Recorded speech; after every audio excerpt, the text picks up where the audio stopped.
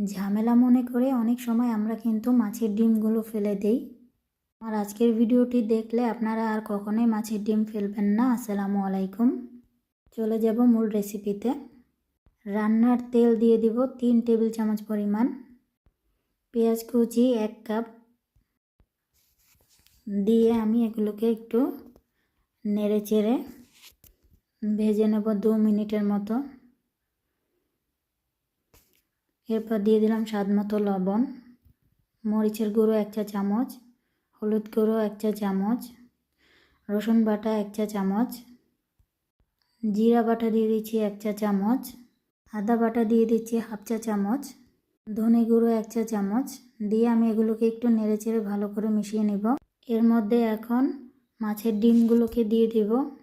আমি ডিমটাকে ভালো করে গরম পানি দিয়ে ধুয়ে নিয়েছি, আপনারাও ধুয়ে নেবেন। এটাকে অবশ্যই একটু হাত দিয়ে কষলে দিবেন, এতে করে রান্নার সময় সুবিধা হবে। আমি সব কিছু একসাথে ভালো করে একটু মিশিয়ে নেব। আমার এই ভিডিওটি না টেনে সম্পূর্ণ ভিডিও দেখার অনুরোধ রইল। কিছুক্ষণ এভাবে ডিমটা কষিয়ে নেব। এরপর এর মধ্যে আমি দিয়ে দেব কিছুটা পানি। পানিটা দিয়ে আমি একটু নেড়েচেড়ে মিশিয়ে নিচ্ছি। মেশানো হয়ে গেলে আমি এর মধ্যে আবারও একটু পানি দিয়ে দিচ্ছি।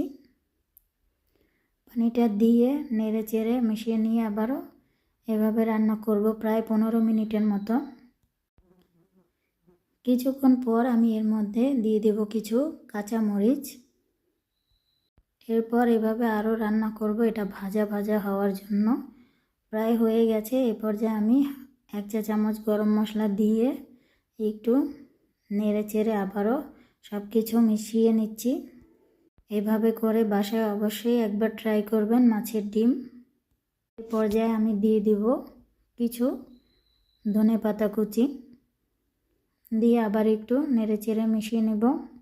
ধনেপাতাটা অপশনাল, চাইলে দিবেন, না চাইলে দিবেন না। এই মাছের ডিম এইভাবে রান্না করলে বাড়ির ছোট বড় সকলেই পছন্দ করবে। অবশ্যই একবার বাড়িতে এভাবে রান্না করে দেখবেন। আমার আজকের রান্না আপনাদের কাছে কেমন লেগেছে? যদি ভালো লেগে থাকে আমার চ্যানেলটিকে ফলো করবেন এবং পাশে থাকবেন। সবাই ভালো থাকবেন, সুস্থ থাকবেন। আল্লাহ হাফেজ।